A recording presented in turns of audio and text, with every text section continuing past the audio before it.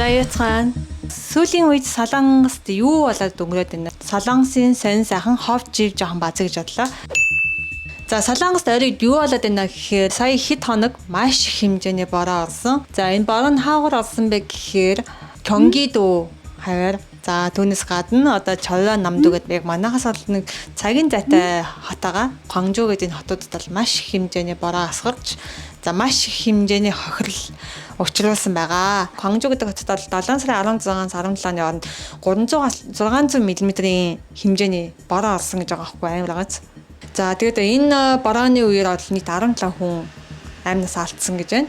За тэгээд 11 хүн одоогийн байдлаар одоо сургаггүй алдлага басан гэж үзэж байгаа юм байна. За 13 мянгаад иргэдийг нүүн шилжүүлсэн гэсэн тийм тоон баримттай юм байна. За тэгээд ялангуяа нөө одоо гол горих ч юм уу те өндөр уул ч юм уу те ийм хүн газараас ерөнхийдөө болж өгөл хурдан зайлсхийх хэрэгтэй. За тэгээд үерг гэдэг бороо гэдэг маань ерөнхийдөө хөрсний нуралт бол амар хийдэг. За бороо ороод дууссан ч гэсэн энэ хөрс маань энэ усаа шингэж чадахгүй бороо орж дуусны дараа хэдэн хоногийн дараа ч гэсэн ингэж нурж ундаг тохиолдлууд бол маш их байдаг.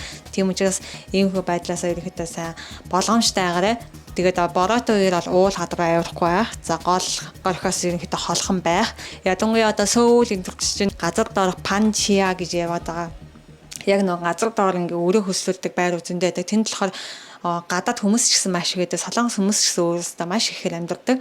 Тэгэхээр ялангуяа тийм газар амьдарч байгаа хүмүүс маань болохоор хамгийн түрүүнд нөгөө нэг энэ үрд автах эрсдэл өндөртэй хүмүүс болчихж байгаа байхгүй. Тэгэхээр энэ хүмүүс маань ч гэсэн их бороо орсон үед бол ерөнхийдөө болж өгөл гэрээс гараад өөр газар найзындаа танилында тий хоноод за ингээд зайлсхийж агараа гэж хэлмээр байна.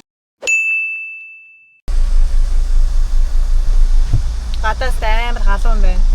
감사합니다. 아이고. 잘 먹겠습니다.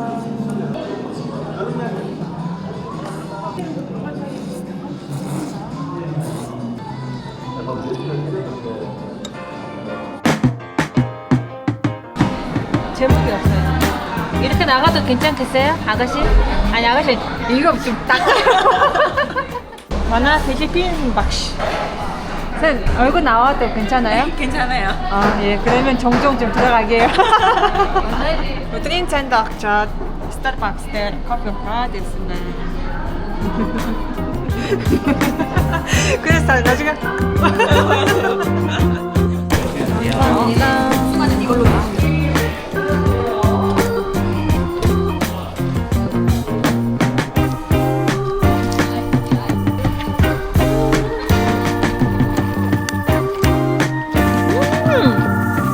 이 맛이야. 생각저 따다 없으러 왔죠.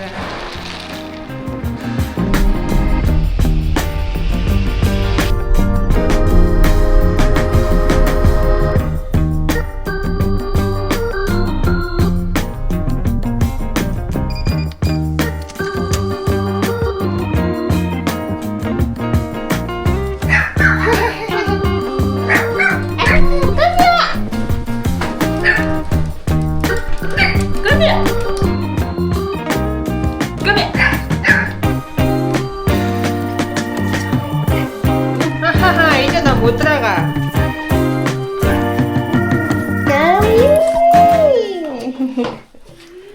잘 지냈어.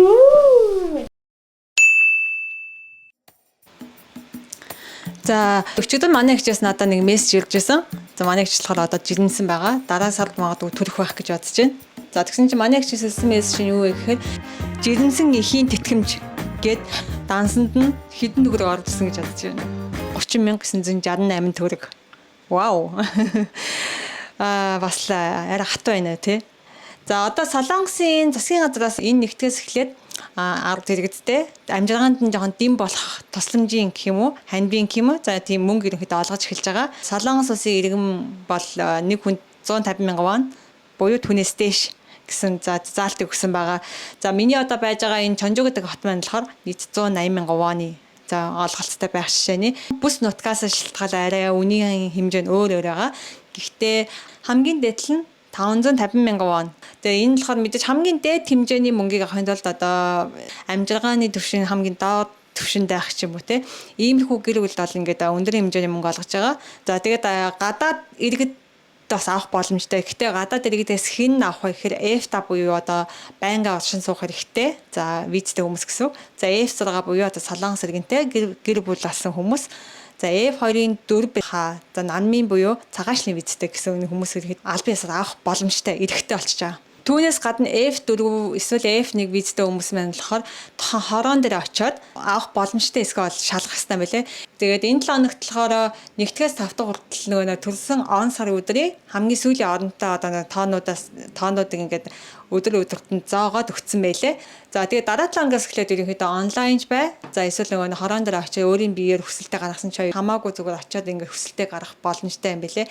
Яг эхний 1-7 хоног бол нэлээд олон хүмүүс шавж очиж байгаа болохоор ерөнхийдөө ингэж ангилж системчилсэн юм шиг байгаа.